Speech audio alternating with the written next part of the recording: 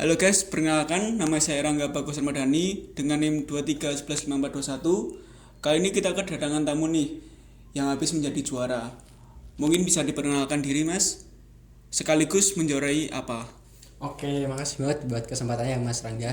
Perkenalkan nama saya Faris Andi Muhammad. Saya dari Amikom, dari informatika juga. Dan kemarin tuh habis ini mengikuti perlombaan Garuda Hex. Itu tuh event hackathon nasional terbesar di Indonesia. Dan kemarin tuh alhamdulillah habis juara, bisa meraih juara 2 lah kayak gitu Mas. Iya, iya.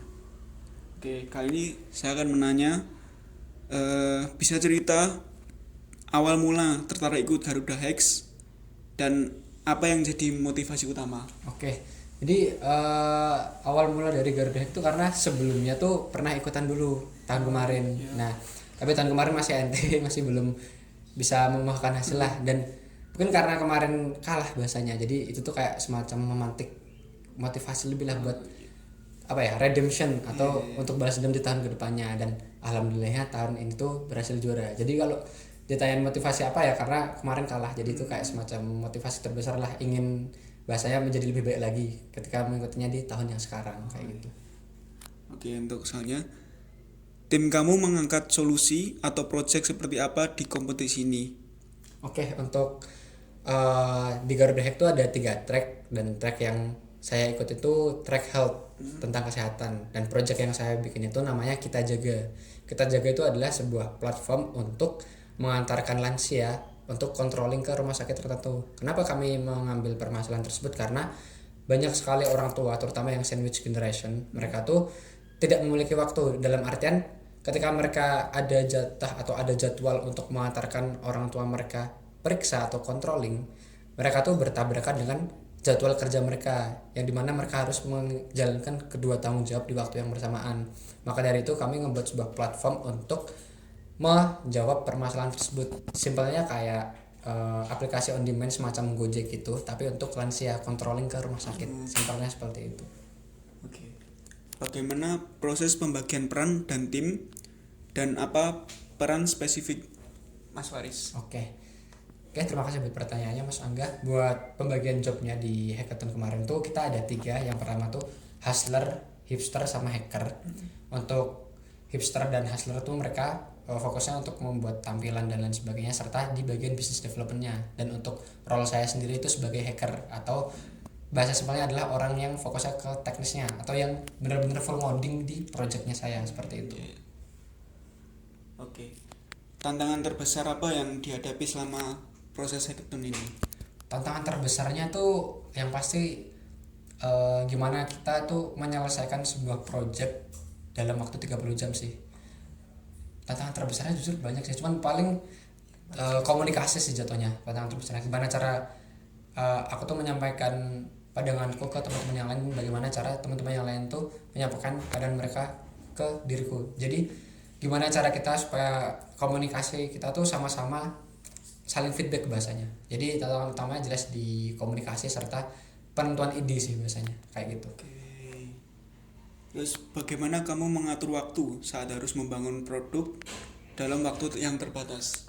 Oke, pertanyaan menarik sih Mas. Untuk pembagian waktunya ini sih kami ngerjain benar-benar sesuai role yang kita pegang.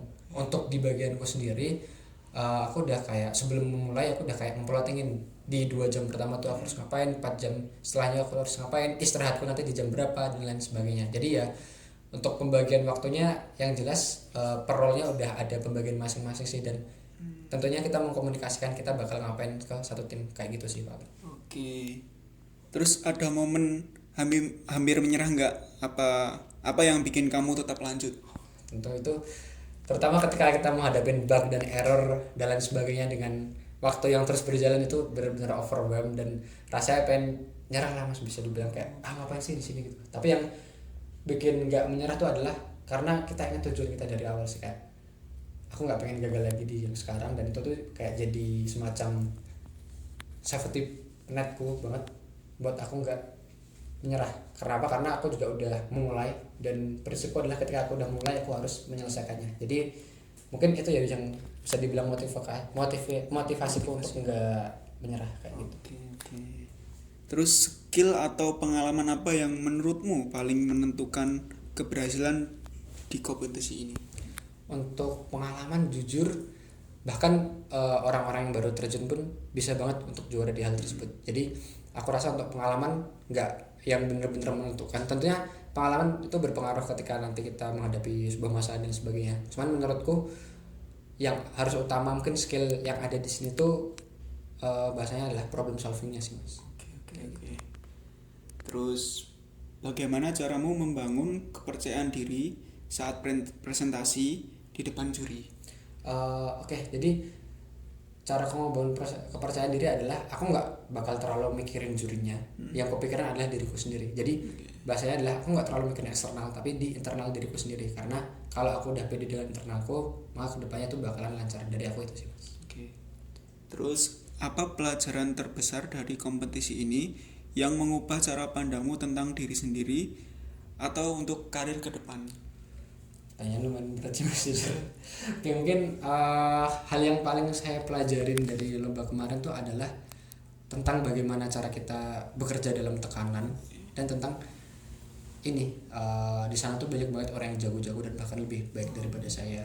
Cuman sebuah jago aja tuh nggak cukup untuk menjuarai kejuaraan tersebut. Jadi kita tuh perlu untuk adaptif, problem solving, critical thinking dan lain sebagainya. Jadi mungkin hal-hal itu yang kayak jadi pelajaran terbesar. Dan satu hal yang saya pelajari banget adalah dari hal tersebut saya belajar untuk saya itu benar-benar harus menjadi seseorang yang lifelong learner atau belajar terus setiap saat, kayak gitu sih pak. Oke, ini yang pertanyaan terakhir. Kalau ada satu pesan untuk orang lain yang ingin ikut kompetisi serupa, apa itu?